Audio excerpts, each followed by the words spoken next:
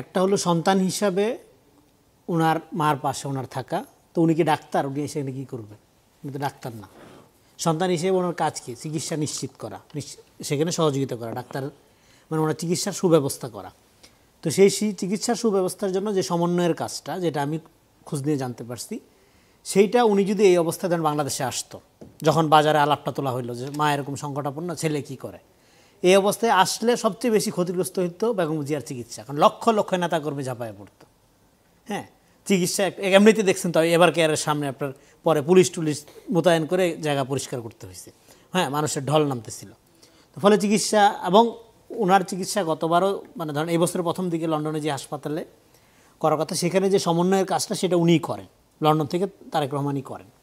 তো ফলে চিকিৎসার প্রয়োজনে ওনার এখানে আসার দরকার নেই যদি চিকিৎসার ব্যাপারটা হয়। হ্যাঁ, আবার যদি অবস্থা একদম ক্রিটিক্যাল, অবশ্যই ওনার অবস্থা ক্রিটিক্যাল, কিন্তু এমন ক্রিটিক্যাল যে ধরেন খুবই আপসেটিং যে কোনো কিছু হইতে পারে, তখন ডেফিনেটলি উনি সন্তান হিসেবে চাইবেন যে কোনো মূল্যে রাজনীতি, হিসাব কিতাব, সিকিউরিটি সব তুচ্ছ করে বাংলাদেশে চলে আসতে। তো সেটা গেলো সন্তান হিসাবে একটা। আরেকটা হলো রাজনৈতিক দলের নেতা হিসাবে। এখন সন্তান হিসাবে ওনার আসা উচিত কি উচিত না, এটা বাইরের দিক থেকে বলাটা রাজনৈতিকভাবে অশোভন।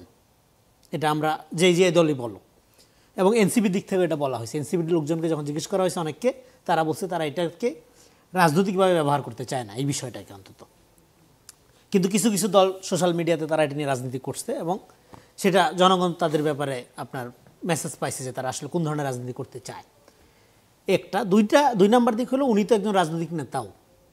ফলে ওনার তো রাজনৈতিকভাবে দেশে আসার ব্যাপারে বেশিরভাগ লোকের একটা ধরেন কথা বাজার এরকম আছে যে তারা মনে করে 6 তারিখেই তো ওনার দেশে আসার কথা ছিল, 6 তারিখের পরে মানে 5 তারিখের পরেই তো ওনার দেশে থাকার দরকার ছিল। তো উনি যে দেশে ছিল না, এটা আমারও প্রশ্ন ছিল সবার মতো, যাচ্ছে উনি যে নাই দেশে। হ্যাঁ, 1.5 বছর হয়ে যাচ্ছে। তো 1.5 বছর এতদিন তো লাগার কথা না। এতদিন বাইরে থেকে দল চালাইছে, 15টা বছর কমিউনিকেশন গ্যাপ, 1.5 বছর এখন মানে 5 তারিখের পরে কেন, এতদিন কেন? এবং খালেদার অসুস্থতার ব্যাপারটা তো কন্টিনিউ চলতেছে, হ্যাঁ, সেই জেলে থাকতে থেকে। তো সেইটার একটা উত্তর আমি খোঁজার চেষ্টা করেছিলাম। সেটা খুঁজতে গিয়ে আমি দেখলাম যে ওনার দেশে না ফেরার সিদ্ধান্তটা রাজনৈতিকভাবে বিএনপির জন্য সবচেয়ে ওয়াইজ যে কটা ডিসিশন আছে তার একটা। কেন? তারেক রহমান যদি দেশে ফিরতেন তাহলে এখানে ক্ষমতার 2টা ভরকেন্দ্র তৈরি হইতো, একটা ডক্টর মোহাম্মদ ইউনূস, আরেকটা হলো নেক্সট কামিং প্রাইম মিনিস্টার। এই যে সাহেব মুস্তাফিজ বললো যে কামিং প্রাইম মিনিস্টার ধৈরাই নিত মানুষ। হ্যাঁ, কারণ কি আমাদের এখানে প্রশাসন বলেন, আমলাতন্ত্র বলেন, এরা প্রফেশনাল না। এরা সবসময় কোনো না কোনো দলের শেল্টারে গিয়ে কাজ করতে পছন্দ করে। যেমন ধরেন এখন প্রশাসনে জামাতের প্রাধান্য লক্ষ্য করা যাচ্ছে বলে যে কথাটা উঠে, কেন উঠে? সবাই জামাত হয়ে গেছে? নো, বিএনপি ইলেকশন চাচ্ছে, আর জামাত ইলেকশনের ব্যাপারে নিমরাজি। দেরি হইলে, যত দেরি হবে তত ভালো, হইলেও ভালো, অসুবিধা নেই, সব দিকে আসছে সে। তো সেক্ষেত্রে তারা যে পোস্ট পদগুলো এখন হোল্ড করতেছে রাজনৈতিক দলের নিয়ন্ত্রণহীন, সেটার জন্য সুবিধাজনক কে? তাদের এলাই কে? জামাত। দ্যাটস ওয়াই তারা জামাতের দিকে ঝোঁকা।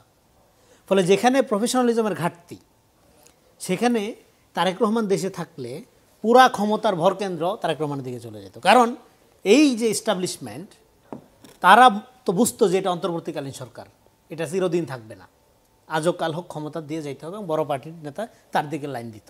তখন তার যে প্রতিযোগী রাজনৈতিক দলগুলো, জামাত, এনসিপি এবং অন্যান্য দল, স্বাভাবিকভাবে বলার সাথে বিএনপি ক্ষমতায়, তো বিএনপি আছে ইলেকশন। ফলে সরকারের এক ধরনের নিরপেক্ষ ফাংশনের সুবিধার্থে ওনার বিদেশে থাকার সিদ্ধান্তটা ফাইন। এটা বিএনপির দিক থেকে আমি বলি করি এক্সিলেন্ট সিদ্ধান্ত।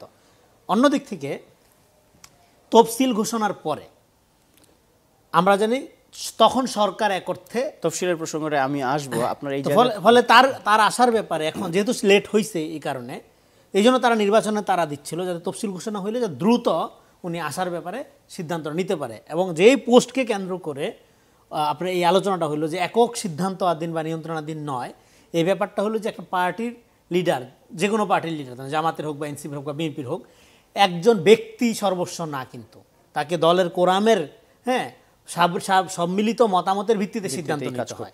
এইটাকে অন্যভাবে যে উনি তাহলে পরাধীন, উনি প্রত্যেকটা রাজনৈতিক নেতাই পরাধীন, তার দলের বাইরে যাওয়ার তার সুযোগ নেই। ধরেন দলের সমস্ত নীতি নির্ধারণের বডি বা ফোরাম একদিকে, আমি নেতা প্রধান, আমি একলা একদিকে, দল 2 দিন পরে ভেঙে যাবে। তাকে মান্য করতে হয়। যাদের জন্য মনে করছেন বিএনপি, কিন্তু এখন পর্যন্ত বিএনপির শীর্ষ নেতৃত্ব থেকে এই ধরনের কোনো মতামত আসে না যে তফসিলটা পেছানো হোক, তাহলে এই পরিস্থিতিটাকে আপনি কিভাবে দেখছেন? আপনি একটু আগে বললেন যে তাড়াতাড়ি তফসিল হলে তারেক রহমান তাড়াতাড়ি ফিরতে পারতেন। যে দেখেন আমি প্রথমে আরেকটু রেসপন্স করি।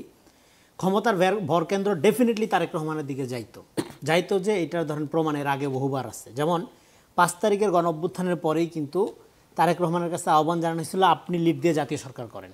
ক্ষমতার ভরকেন্দ্র কিন্তু দিয়ে দেওয়া হয়েছিল বিএনপির কাছে 5 তারিখের অভ্যুত্থানের পরপরই।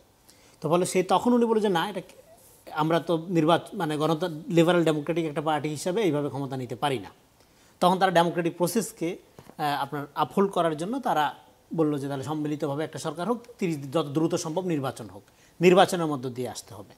তো ফলে আপনার গণঅভ্যুত্থানের পরে গণঅভ্যুত্থানের শক্তি এবং সম্মিলিতভাবে রাজনৈতিক দলগুলো মিলে কিন্তু ভরকেন্দ্র বিএনপির দিকে দিয়েই দিচ্ছিল তারেক রহমানকে। আপনারা জানেন যে আপনাদের এখানেই সেই আলোচনা হয়েছে স্কাইপেতে, তো ভিডিও কনফারেন্স কলে। তো সেক্ষেত্রে আরেকটা হলো যে এইটা ক্ষমতার ভরকেন্দ্র তারেক রহমানের দিকে চলে যাবে, এটা তার ক্রেডিট না।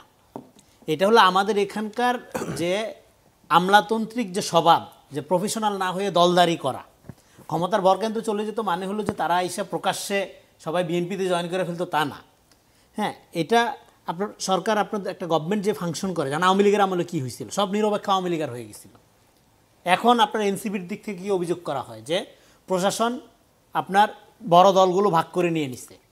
তারেক রহমান কি সেই জন্য এই ক্ষমতার ভর কেন্দ্র যাতে না হন সেই জন্য কি তিনি আসছেন না?